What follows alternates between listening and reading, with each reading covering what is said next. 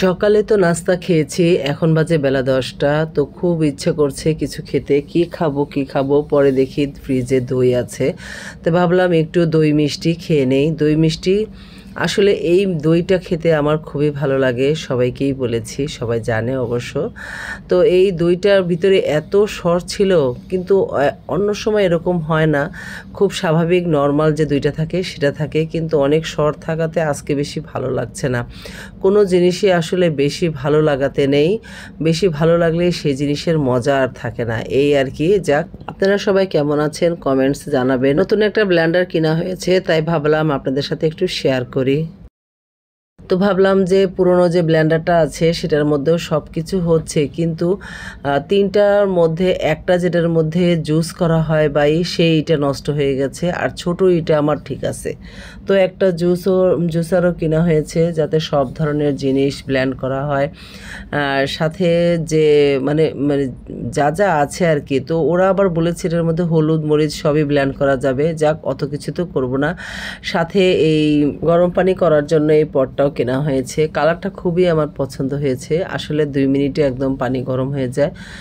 আর এদিকে রান্না বসিয়ে দিয়েছিলাম, আজকে রুই মাছ ভুনা করব।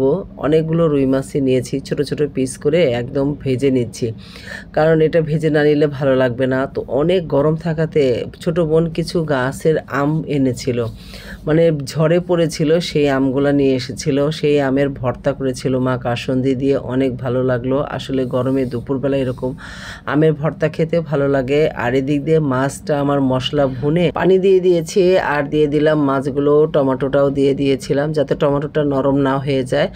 এখন বেশিক্ষণ না, একদম ঘুরে দেখি ধরে ৩-৪ মিনিট শুধু ফুটাবো, ফুটালেই আমার মাছটা একদমই হয়ে যাবে।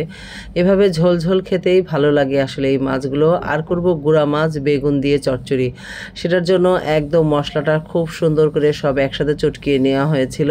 আর এখানে বেগুনগুলো আগেই দিয়ে দিলাম, দিয়ে আর এই যে মাছগুলো, এই মাছগুলোই চচ্চড়ি করা হবে এই বেগুন দিয়ে।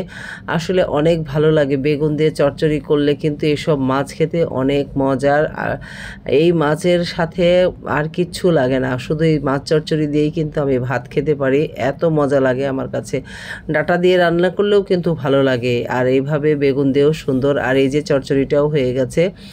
তো এই যে এভাবে রান্নাগুলোও আজকে শেষ করে ফেলেছি, বেশি কিছু রান্না করা হয়নি। আর সাথে ডাল ছিল, শাক ছিল, আর এই যে চচ্চড়ি, আর এই যে মাছ বাস ভুনা হয়ে গেল। আমার রান্নাটা আজকের মতো এখানেই শেষ। তো ভালো থাকবেন সবাই। ছোট্ট করে ভিডিও করেছিলাম, অসুস্থ, এখনও সুস্থ হয়নি, একটু দোয়া করবেন আমার জন্য। ও আল্লাহ হাফেজ, আসসালামু আলাইকুম।